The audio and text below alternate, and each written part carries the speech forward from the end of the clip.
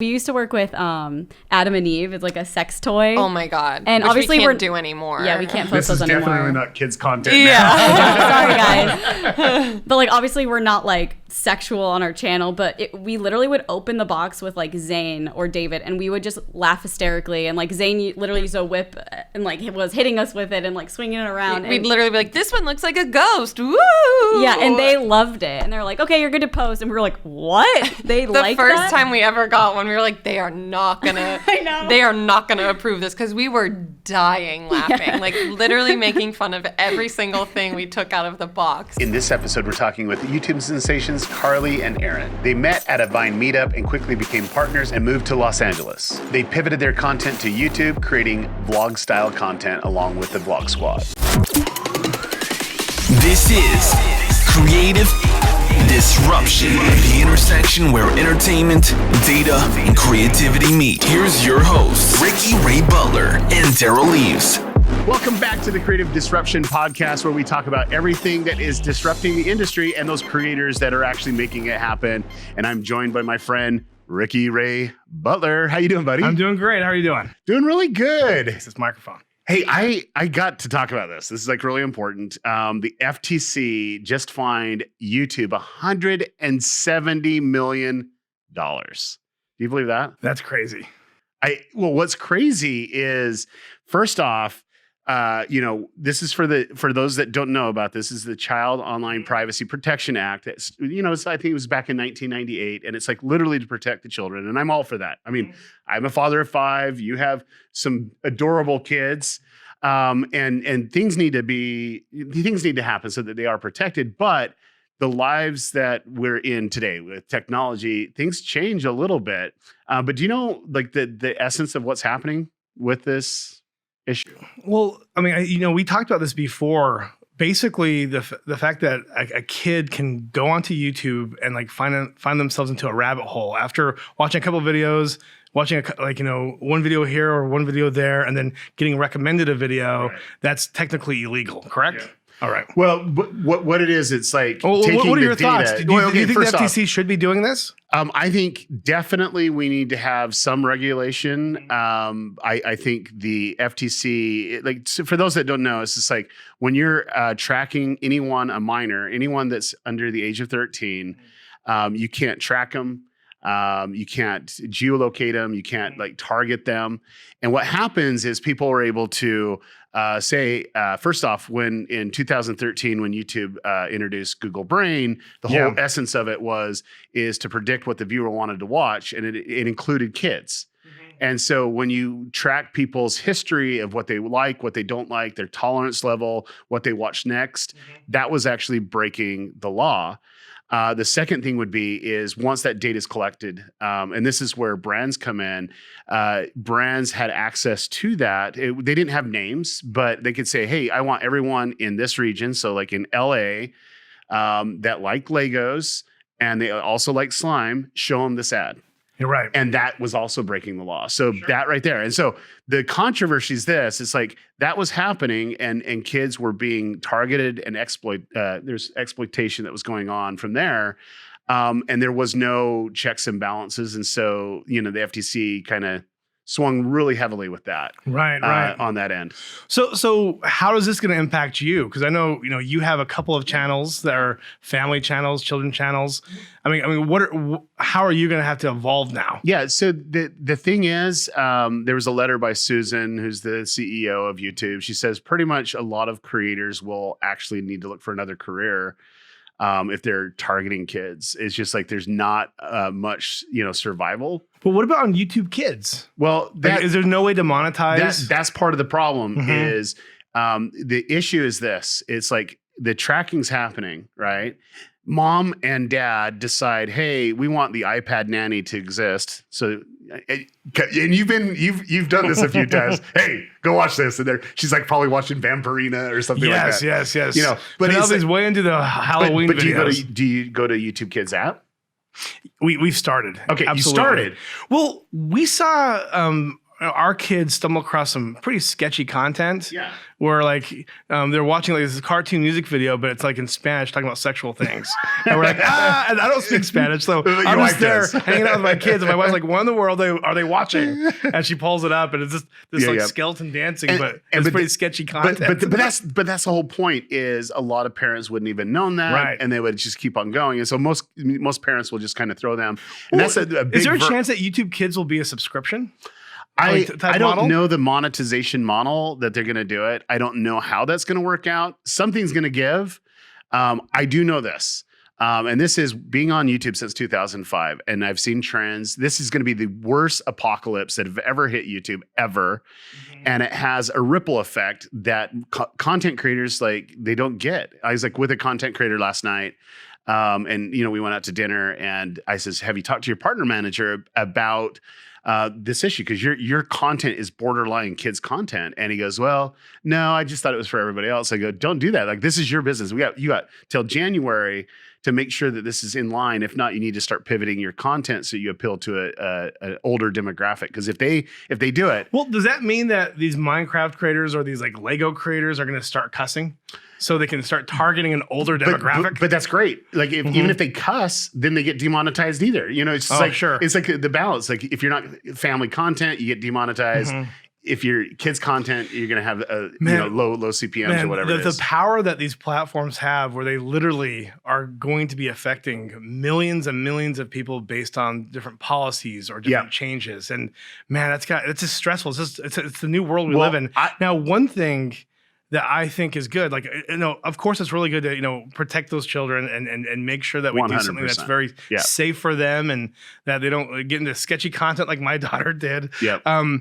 But another thing that people haven't been talking about is there's a reason why this children content has been monetizing like crazy. Right. And it's because according to, YouTube analytics, it looks like there's 40-year-olds and 50-year-olds watching the content. And that increases the CPMs, but in reality, but the it's reality children that's watching. But the reality is the ads, and this is one thing I do know because we own channels, but we also buy ads and stuff like that. But you're targeting a specific thing, and the AI knows it. Like they know who's watching it, and I have seen so many car commercials and shampoo commercials on that, like sing-along content. I get that. Doesn't make sense. I get that. And I'm 100% saying is there are advertisers that are lazy, and when they're lazy, they're going to spend more money. So they're not taking as much time as they should be taking to set up the ads properly. So you're basically saying this is the media agency problem.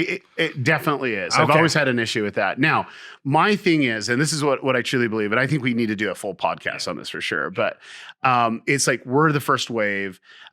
With all the demonetization issues that happened before, it took about 1.5 years to kind of calm down and the AI to learn things and, the whole self-selection thing.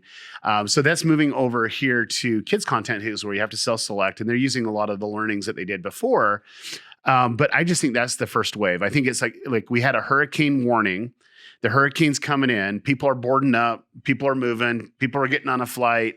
January 1st is going to hit. And I think that we're going to have this very awkward period for about a month or two, or even the first quarter of next year. And then it's going to calm down a little bit. But then the second wave, it's like you will be in the eye of the storm. And then the second wave is going to just demolish a lot of channels and a lot of content creators just because they can't figure it out.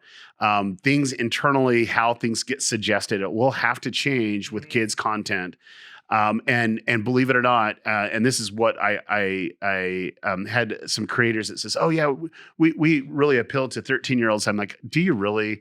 I go, do you really? And they says no. And so they did a tour where they did like 52 meetups. Yeah. And I go, what was the average age of the people that were actually attending? And it was 5 and 6-year-olds. And I says, that right there is data that you will get shut down. Like there's no ifs, ands, and buts. I can't imagine how stressful this is. Yeah. So besides that, the second wave has everything to do with your occupation, believe it or not. And it's integrated brand deals. Like it's like 100%, like Ryan's toy review just got nailed.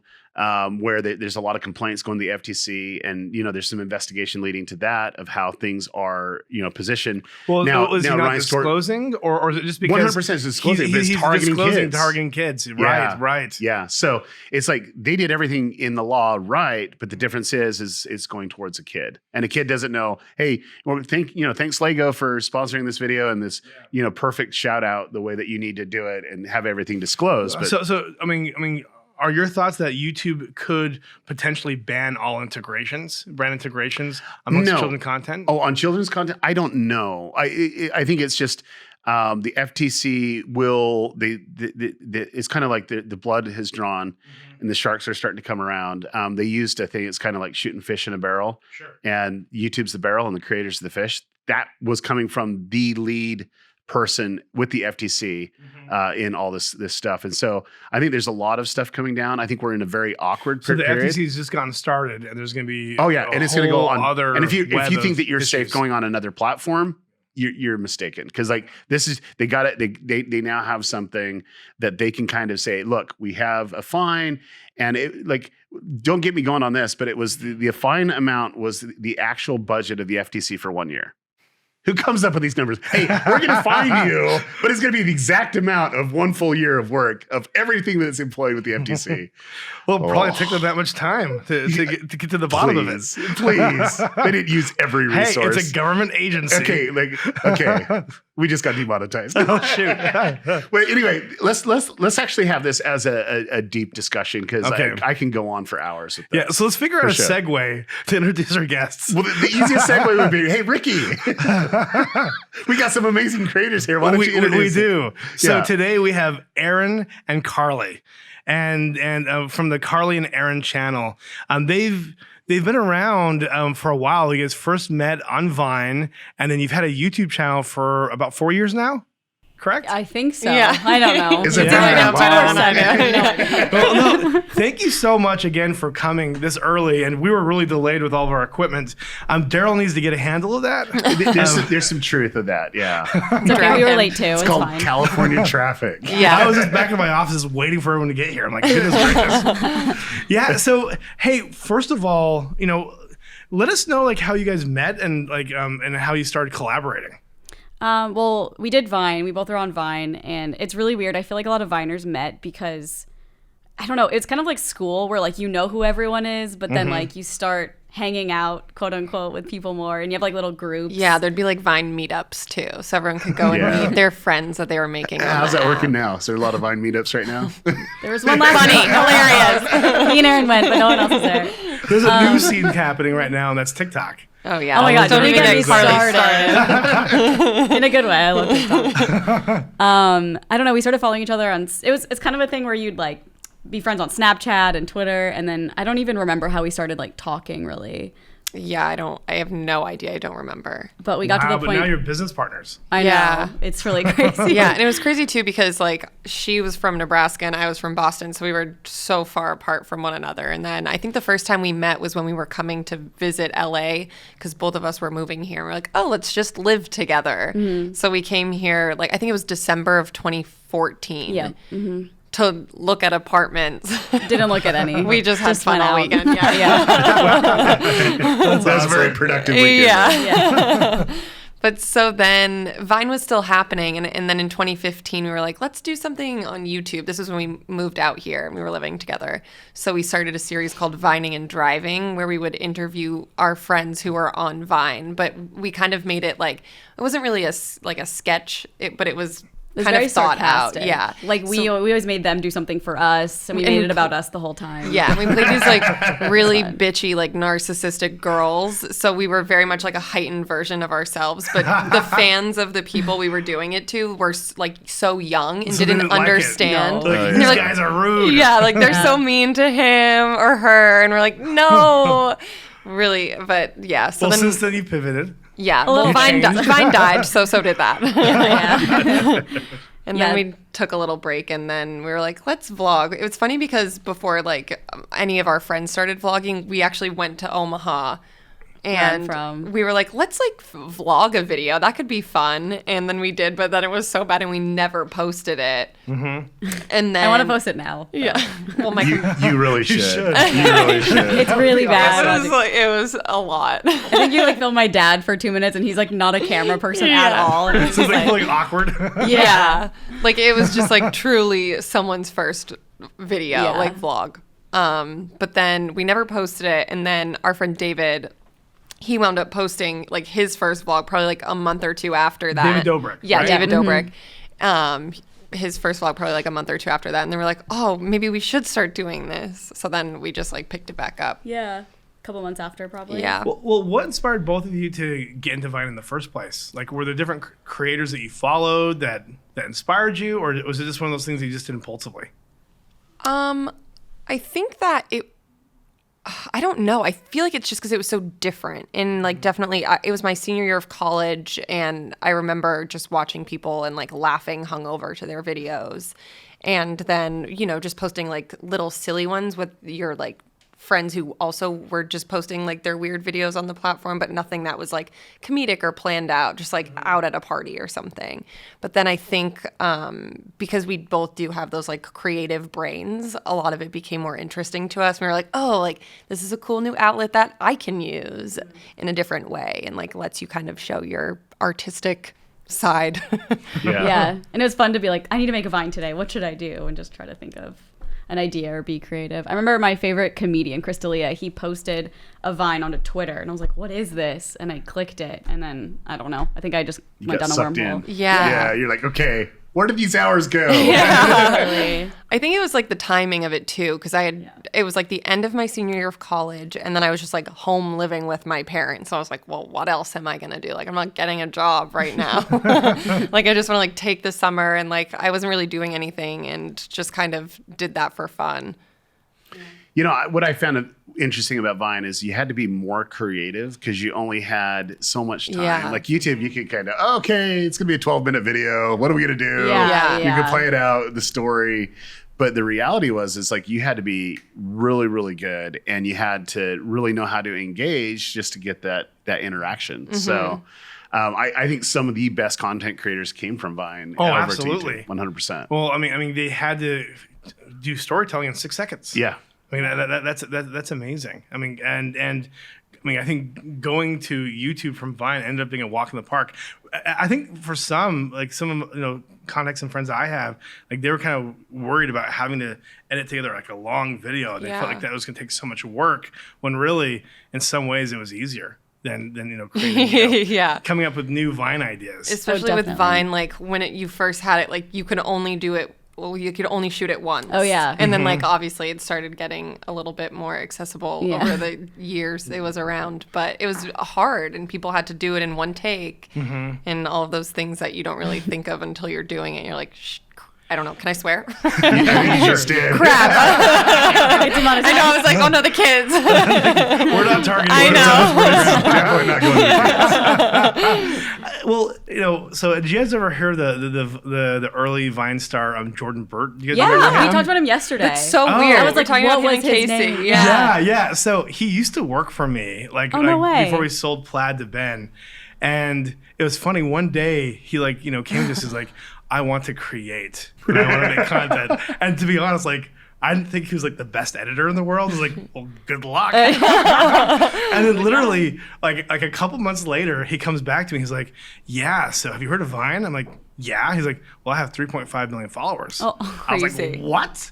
Like literally in months, he grew by the millions and it was just exploding. Yeah. he I don't know what he's doing today. I think he's. That's literally what we were talking he's probably about. just We're like, relaxing what's he up somewhere, to? chilling out, Yeah. because he got a lot of sponsorships on Vine. But and so like he just like gained crazy momentum out of nowhere. There's like a good I think 15 that just exploded, and like we were all like humbled. We're like, well, great. And then we started hitting him up for sponsorships. We did like something with the Just Dance. I think we did something with like I remember those Lady in lines. Black. Oh yeah, Badoo. Badoo, yeah. yeah. I remember Casey James Just Dance too. Did you work with him? That was us. That's and so then, funny. Like, we did one with Logan Paul before he got super controversial, and it was like the number one shared Vine. Which Wow. one? And it was him doing Just Dance on a treadmill. where like he falls on his face. Oh, I don't know if you guys I remember can that. picture it, but I don't know if I know I it. got millions of revines. Wow. And crazy. yeah, and so you know, it was a really fun time, even from a brand perspective, just to go on there because the engagement was so real. Oh, it's And crazy. Vine definitely shot themselves in the foot on not listening to their creators, and there's a good amount of platforms that have done that. So, you know, talking about Vine, I mean, where did you guys start seeing momentum? Where did you start seeing your audience really just, you know, take form and start to explode? So people ask this and I can't I really know. remember. I think mine was You're just having fun. we were just having fun. I think I was doing like an impression or something. Do you know Vincent Marcus? Yeah. Yeah, he was a big impression guy, and I think he like revined one of them, and then I got like followers from that. But I don't really know. Probably whenever we would like collab with like our friend Brendan McNerney was pretty big on Vine, and Matt King and stuff, and we would film with them when we would come here. Maybe that helped. I really don't remember. It's so I weird. know. But you just naturally just started collaborating with Yeah. people. Yeah, it was like our Especially- friends. yeah. It's kind of like a group now. It's like we're already friends, but then it's like also an added like work, I guess. Yeah. Quote unquote. Because I was on the East Coast, so I was friends with a lot of like New Jersey Viners, New York Viners, and we would have meetups and like make vines, which is So so, fun, weird. though. Like It's so thinking fun. about it now, like my parents would be like, "What do you mean you're going to New Jersey to hang out with people you met on the internet?" They're like, "You wouldn't understand. It's fine." Well, you see those videos, you'd be like, okay, there's like one Vine where there's like 5, you know, like Vine creators, and they're Yeah. like, okay, there's gonna be like 10 videos this weekend. Yeah, From literally. all these different Yeah. like, In the you know, same field. profiles. Yeah, all in the same field. Similar content, similar themes. Yeah, it was crazy too because I remember like watching all the LA Viners, and I'm like, "That's so cool! Like they all can just hang out all the time." And Hanging out on Vine Street. Yeah, Yeah. literally. It's 16 was it 1600 Vine? Yeah. That's so funny. Yeah, I remember when we moved here, we were like, we have to drive past it. That's it. It's a really nice awesome. apartment. Yeah. Oh, when did you guys start being able to monetize and make money and like, you know, support yourselves? Like how long did that take? On Vine or in general? Well, just in general, I creating content. think, well, when I moved out here, I kept my job. So I was working from our apartment in Little Armenia. And until, I feel like it was probably like, it's 2017. The It end was of that long? 2017, I quit my job. And I Oh my was so God. nervous. And all I had to do was like call my boss. It's not like I had to have a face-to-face meeting. They just either. called. And I was That like was so breaking scary. out in hives. I was like, I'm so scared. We should have filmed that. I know. Like we're so dumb. That would have been the best That would've been Epic, clickbait. Yeah. epic footage for sure. I remember Quitting my job for YouTube, like the thumbnail. I was wearing like my pajamas. I had on one of those shirts that was like, you know, the bikini Right. shirts that like makes it Oh, look it's a like you're t-shirt wearing a that bathing looks suit. like you're wearing a bikini. Yeah. Yeah, Oh, I was wearing yeah, I that and like forgot. my robe and slippers, and I quit my job like that. Drinking a martini. Yeah, but it was 2017 when I was like finally You're like, like, okay, okay. I don't need 2 paychecks. Like I can finally Yeah. just like do it with this. And it was, oh my God, I was so nervous. I know. That was scary. You're like breaking out in hives. Yeah, I was freaking out. I remember But- my first Vine brand deal. It was $50, and I was like, I made amazing. $50 Yeah. from 6 seconds. Like this is insane. That's probably how they sold it too. Hey, this will only take you 6 seconds. Yeah. Literally. No, I was so excited. My friend at home like helped me film it. I was like, I'll buy you Starbucks after. Like I got this. Like so proud. It's so funny. TJ, my Yeah. fiance, he is doing TikToks. Like he Yeah. has like, I don't know, maybe almost 50,000. What do you call them? Followers. Followers. Yeah. Okay, I don't know. Toddlers. Wow. Togglers. Toddlers. So how is it like being a part of, you know, this Vine invasion to YouTube and then being a part of the Vlog Squad? I mean, what does that mean to you? Like there's a lot of interest I think people have in, you know, the friendship and the collaborations. I truly believe it's a 2-part question by the way, but I truly believe that some of this thing of cooperation and collaboration is being lost because everybody's like, no, this is like my, you know, the way I'm going to do it, and I don't want to, you know, share with others or collaborate with others, and they're just treating it more like a business. But with Vlog Squad, what's the difference there? Well, I think it's easy for us because we all kind of started off as friends. So we were all like vining together and like doing all of that stuff together. So it was a really easy transition when, you know, we all started vlogging. And obviously David started before everybody else. And then Yep. like it gave Zane the idea, Scott the idea, etc. And everyone just kind of took their own twist on what was fun for them to capture. And I don't know, I think we just have a really good time doing it. It's not like it's like okay, guys, 5 o'clock today. You have to be at the house. Yeah, like, it's stuff just like that. we'll It's just like text we'll be there. people. Like we're just all together every day, pretty much, and it's just fun. like if you don't come, you're out of the squad. Yeah, it's not. I feel like some people who don't really watch think it's like Team 10 or something where we have like contracts and it's like rules and like there's literally nothing. Like obviously if we're filming and someone says something in the background they don't want in, like, hey, can you not put that in? It's like, yeah, of course. Like no one has ever been like, no. Yeah. Or And a lot of anything it is like very that. authentic too. Yeah. Like especially in David's videos, it could be something that just like happens and then he's like, oh, we need to like make that into a bit. So Literally get mad if we say something ridiculous and his camera isn't on. He's like, why the fuck would you say that when my camera's off? Like, I'm sorry. But it's all in good fun. yeah. It's Well, no, that's cool. That like that even gives more respect for your group that's there. It's like, hey, you know what? It's not a business arrangement, but it is in the sense that we're all helping each other. Like that's almost unheard of today. Like I it really, know. like seriously, it's so unheard of. And that you're able to. how it used to be way back in the Oh yeah, day, no, that's how it right? started. Early days. But it just like, but it everything left from became that. so, I mean, so everyone was so focused on like creating businesses and is way too calculated. And so it's actually really cool. And I think that's probably one of the reasons why the Vlog Squad is crazy relevant, doing really well. And it's because it's very authentic. People are really having fun and generally want to be with each other. Yeah. We're Like- just literally living our life. Yeah. And David built this whole empire for himself. And I guess for us too, like Yeah. we're in his videos of just his friends hanging out. Like if And he it's has a not. video trending, he's like, you guys were trending. Like Yeah, and he's like, we gotta post today, guys. Or like Yeah. our video's up. Like it's very like us. It's really Inclusive, cool. yeah. Yeah. Yeah, that's really cool. Even though he's the king behind Ringleader. it all. Yeah. But No, that's what a fantastic. definitely different approach compared to like Team 10 and Yeah. that whole oh debacle. yeah. That seems right? like a nightmare. It, like, I it just feel definitely like- would. Like yeah. And that's why you see so many videos of people like leaving and like being like, this was terrible. It's because they're hired for like a job essentially, I think. Mm-hmm.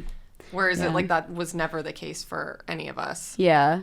I think if it starts out as genuine friendship, it's just It'll be interesting to see like where all of you are in like the next 5 years. and I'm very curious. Because I'm curious to see what we're gonna be in 5 years, to be honest. So I feel like there's another group that's is also very genuine. Sidemen, like they seem to really have fun with Right. each other.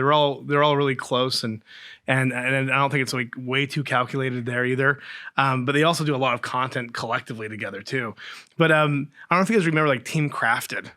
I just put like 2 and 2 together just recently. Team Crafted was like a bunch of like Minecraft creators that were just like probably from like 5 years ago, 6 years ago.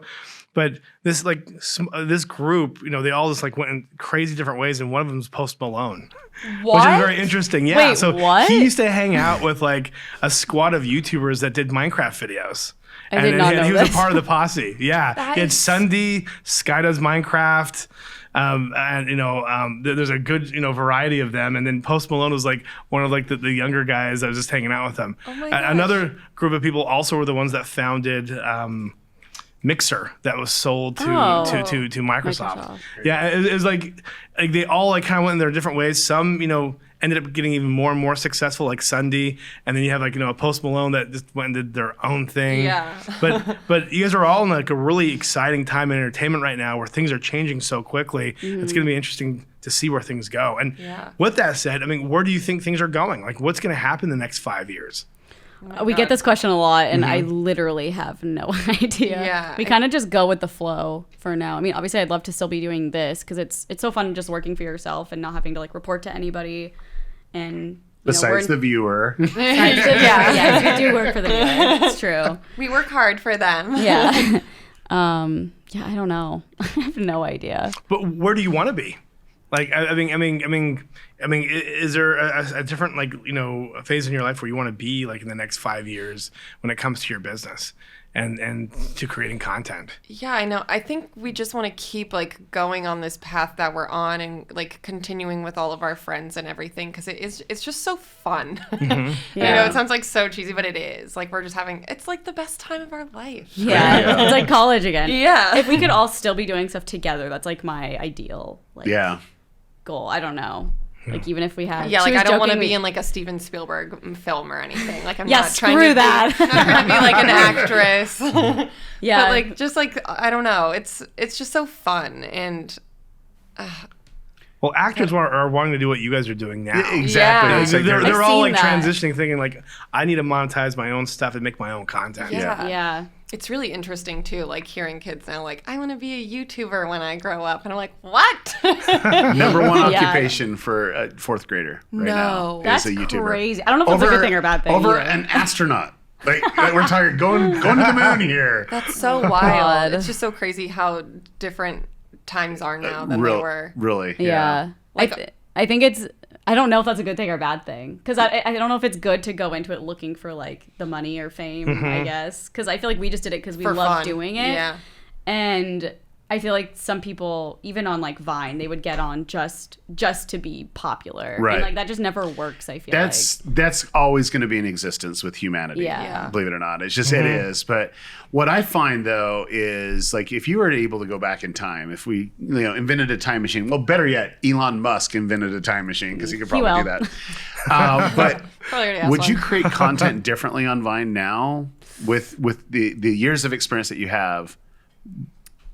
God, I don't know. I think it's like I don't want to change anything because where we are now, I feel Right. like it just worked.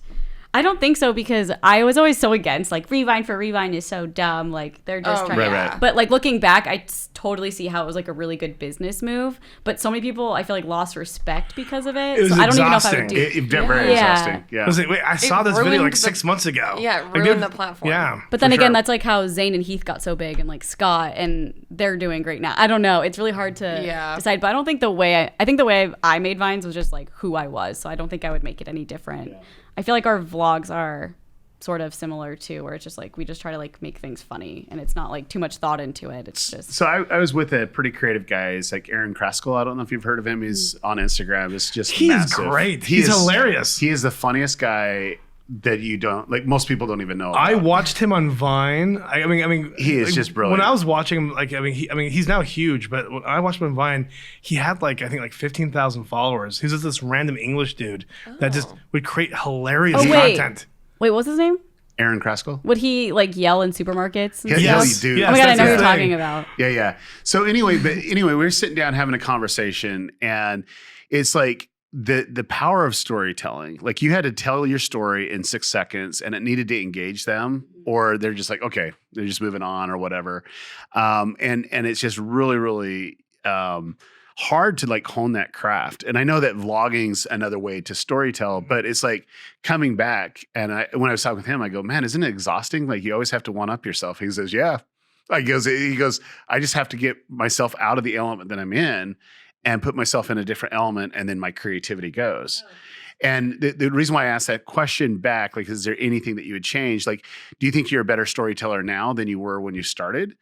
Or do you think that you've just kind of evolved with the platform? And I feel like evolving for Yeah. sure. I think about Vine now. I'm like, I don't think I could make Vines now. No. As weird as that is. Well, Yeah. we had to. There was another app that was kind of yeah. like Vine that we worked with for a little bit, and it was just like we felt forced because it was kind of like a branded Yeah. opportunity. We had to make like so many a month or something. Got it. And it was just like. because they how needed do to you- pay your rent, right? Yeah, Exactly. and it That's just exactly wasn't. We were like, oh, like what do we do? Like this is so hard. Like we're not funny like this anymore. Yeah. Also, like the times are so it's, Different. Yeah, like when Vine ended, what in 2016, 2017? when it started, even what 2012. 2012. 2013. 2013 Yeah. it was like a Yeah. completely different time. Like even my sense of humor was like way different back then, where it would like not I'd be canceled all over the internet. You know Yeah. what I mean? Like Yeah. just for little things because of where we are. And I think that definitely like we have evolved and like grown with the years. Yeah. And I think we're just like, our videos now are just really our life. Like we don't do anything. Put on like a character. or Yeah, and anything. people love watching people just live their life. Yeah, It's very strange, but I guess it's like watching reality TV in a way. Yeah. But- definitely. Especially when it's like the different characters, like our friends. Yeah. Characters. Yeah. Zane's in it, and they're like, oh, Zane's in it, and Matt or Scott. I don't know. So, great. so one of the things that I like to look at is, where Generation Z is spending their time. And I have 5 kids that are in that group. And believe it or not, a lot of them are leaving YouTube right now. And they're going more to TikTok. Yeah. And they're Yeah. spending so much time there. I'm like, Me too. I'm like, why? I'm trying to figure it out. I'm trying to figure it out not necessarily as a father, but as a marketer. I'm like, okay, what's the appeal? I'm trying to understand what's there. But I think it's just fresh. Yeah. And I think there's a lot of similarities of what Vine was when it started and what TikTok is now. Yeah. But it's like fresh, anyone can do it, and there's a lot of opportunity. And I just been noticing that, just kind of seeing what they're watching, what they're engaging with. And you have a whole variety of different things. It's just not a Musically, just kind of remake, since it is built on Musically, right? Mm-hmm. Yep. But it's more than that. It's like you can show a lot of creativity. Like there's one of my kids likes the satisfying channels where it's everything that's satisfying that's there, and it's just like, okay, that was really satisfying for that minute that I just watched. But I think it's the right length. I think Vine was very difficult at 6 seconds. But when you have a full minute, I mean, that is real. You can do a lot of content in a minute. Yeah, sometimes they feel like they're 30 minutes when you're watching. Like, exactly. How is it still going? Yeah. Like I was watching a Vine from Zach King, and I was just blown away. Like, I'm always blown away by his content anyway. Really but it was perfectly made for the platform. Mm-hmm. It was perfectly made for TikTok. Mm-hmm. And I see it have legs. Mm-hmm. What's your strategy? I mean, you say, hey, I don't know where I'm going in 5 years, but it's like, new platforms are going to come on and, staying relevant. What are you going to do to stay relevant? Yeah. Well, I love TikTok. I think it's like there's so many new videos. Like you can hit refresh every 5 seconds and you'll get a whole set of new videos. So I get why people are addicted to it because you can just keep going and going. I do think like a lot of us are posting on TikTok, a lot of our friends, like David's always posting, Zane's been posting, I've been posting, Erin's been posting a little bit, her fiance's been posting a lot. And I've noticed, I think it has helped with like Instagram growth too, because it's directly connected to Instagram. You just click a button and it's right there. So I've noticed that. And it is such a huge platform. I think it's important for us to be posting on there just so new people see it. It's so interesting though, because I don't know how the For You page works at all. And I don't know, I don't understand TikTok really, but I love posting on it. I love watching it. And I think it's a good way to show new people. Yeah, they're pretty, I've been pretty amazed by the AI that's running that. It's basically seeing how much you engage with content and what you're able to do. And then it just kind of serves you similar content. And then, of course, it's all trending stuff is all weaved in. But I don't know. It's really, really fascinating. I believe, like we talked about this well over a year. Like we thought it was going to be the biggest, most downloaded app of all time, in a given year. And I think that it is that now, It's number one on social networks. It is crazy. Yeah. Crazy. And it's a standalone platform, and it's self-sustaining. It's growing really fast, and TikTok's listening to the community. I mean, I remember back in the Musical.ly days, there was a lot of like Vine stars and creators going to Musical.ly, but I felt like it was mainly to grow their Instagram accounts. Like, I mean, there's a way to get them from a new audience, and they grow their other accounts. Yeah. But TikTok, people I don't think it's going away. I think TikTok specifically is there to stay, and they're growing their audiences on TikTok. So one thing that I found fascinating is there's patterns like in business and success, and to be TikTok famous now, you can have a plaque of 100,000 followers, and 1 million followers, and like they're following patterns that kind of incentivize creators. They're like shooting for something besides the that it's just like, I need this plaque or whatever. Sure. I think it has all the makings. It'll be very interesting to see, does it have the makings to make a lot of money and to be able to share properly with the creators that are creating the content. I think they're going to do that. Yeah. I think they're going to be the biggest They've said that they are, but the question is how? Yeah. I think that's the problem with it, with feed-driven stuff. Are you guys mainly monetizing? Oh no! You were going to say. You were going to say something. I just don't. I don't know like the longevity of people on TikTok either. Like I don't know how, because with Vine it was like if there was a viral Vine, everybody knew about it. It's like the vroom vroom in my mom's car. Like everyone knows that. But with TikTok, there's probably like thousands and thousands and thousands of viral TikToks. Like are those people? I don't know. I guess you just have to be very smart to. And communities on there. But that's all. That's how I believe it is. It's like there are certain people that are going to love and adore your content, but other people that are not. And it's just like getting the content that they want. And so it's like having something that's overarching, it's going viral. Everybody knows about it on a platform. I don't know if it's the best way for a platform to exist. It's just like if it's niche specific and everybody knows who you are in that specific niche and they're sharing it, engaging with it, like you could have more virality in that because it's your relevant audience from there. So Sure. What have been some of your best experiences working with brands? Our best experiences, in terms of like, just brands that you've liked working with that have been easy to work with. Yeah. Maybe just like a couple Bumble examples. was so easy to Yeah, work Bumble with. was very easy. They literally were like, "You're saying our name too much." Yeah, we had to edit out. They didn't want it to seem super branded, which I feel like that's the most beneficial thing. Yeah. Is like, I just feel like it's so cheesy, honestly, to be like, download blah, blah, blah. I mean, you have to say that, but like talking points and having to say something that's not your own voice, I guess. Yeah. Especially brands that are like, talk about your experience. I'm like, you just sent it to me yesterday. Like, yeah, what do you exactly. mean? Yeah, or like things that we don't know about yet, and it's like, yeah. But we used to work with Adam and Eve. It's like a sex toy. Oh my god! And which obviously we can't we're do anymore. Yeah, we can't this post is those anymore. definitely not kids content. Yeah. Sorry, guys. But like, obviously, we're not like sexual on our channel, but we literally would open the box with like Zane or David, and we would just laugh hysterically. And like Zane literally used a whip and like was hitting us with it and like swinging it around. We'd literally be like, "This one looks like a ghost." Woo! Yeah, and they loved it, and they're like, "Okay, you're good to post." And we were like, "What?" They The like first that? time we ever got one, we were like, "They are not gonna. I know. They are not gonna approve this," because we were dying laughing, like literally making fun of every single thing we took out of the box. And then we were like, "Well, fingers crossed." Yeah. Well, did they try hiring you again? We've worked with them so many like times. probably Oh, like wow. 7 times. Yeah, we posted the best something. brand that we've ever worked with, just because they like know like what is very much like us and There what, you go. That's the and best. what works for the audience. That's the best. That's the most important thing. Yeah, Yeah, I feel like as long as you like creator can just like do what they want them to do in their own voice, that's the best way to do it. Yeah. because it's I more. hate when brands are like, "Oh no, like don't do it like this." I'm like, "No, you should listen to us. like play this game We with know us. our Like, audience. Yeah, Yeah. exactly. Yeah. And I think it's very much there's so many brands that don't really understand that. Yeah. They don't understand that like we know what we're doing. Yeah.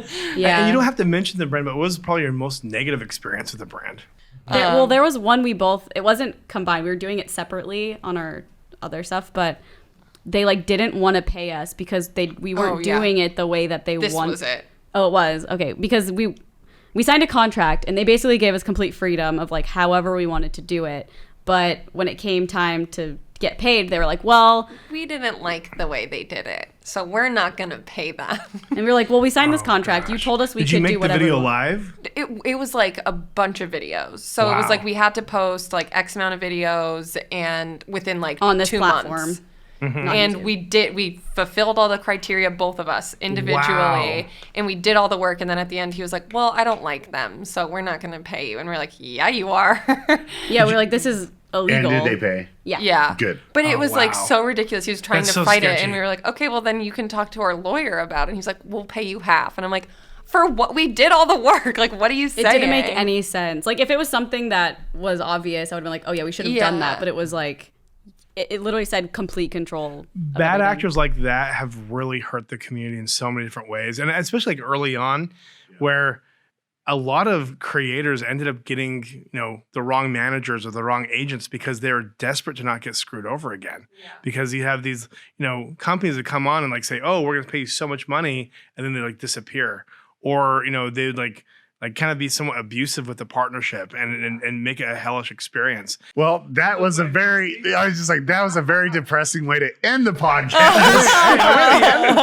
We've worked with a lot of amazing brands. We love that. Well, what advice would you give brands to coming into this space? Let's say if it's like a smaller brand and they want to grow their business. What advice would you give them into being successful? Well, I think it's really important to get to know the people too that you're like reaching out to and like know their audience. Yeah. Because Yes. like there are brands that we have worked with that like will do something like, well, this seems a little like too, I don't know, like just like weird things that they don't like. And I'm like, well, that's us. Like, Oh, yeah, I know and what you mean. if you don't Yeah. know that, then why would you want to work with us in the first place? So it's very obvious when brands just like reach out because they're like, they see numbers, Yes, exactly. which I'm like, okay, we'll do it. But it feels very like inauthentic. But if they give you emotional feedback and not data-driven feedback, that's a problem. Yeah. Yeah, true. I mean, usually these problems don't happen because a brand is making the right decisions for their company. Yeah. Well, unless you obviously do something really sketchy and like Which it's we going to paint don't. a bad Yeah. picture for the brand. But a lot of it's because of personal bias. And instead of making sure they have a good structured campaign and a good process of working with creators and being data driven with them, sometimes they just choose random different creators that they want to work with, and then there's an assumption that they know what the creators need to do more than they do. I mean, and how to do it more than the creators do. And that right there can be very damaging and create really toxic relationships between brands and creators. Yeah. I've talked about this 1,000 times. Yes, like you what have. we call the consensus triangle, where basically you have to be on the same page. Yeah. And you have to be aligned. And if you do that and you both agree with what the campaign is supposed to be about or what the video is supposed to be about, it's just going to work out and the audience is going to respond positively. Totally. Yeah. Yeah. We work with a lot of amazing brands, though, Yeah, so that's we got good. really lucky. We only get negative experiences every once in a while, so that's good. Yeah. And they're not like that. We haven't been like put through it really. Yeah. It's just been a couple like, okay, we got to figure this out. But yeah. Well, thank you so much for joining us. We thank really appreciate you. your time. And thank you all for watching this podcast or listening, whatever you're doing. Make sure you follow us, subscribe. You know what to do. See you on the next video.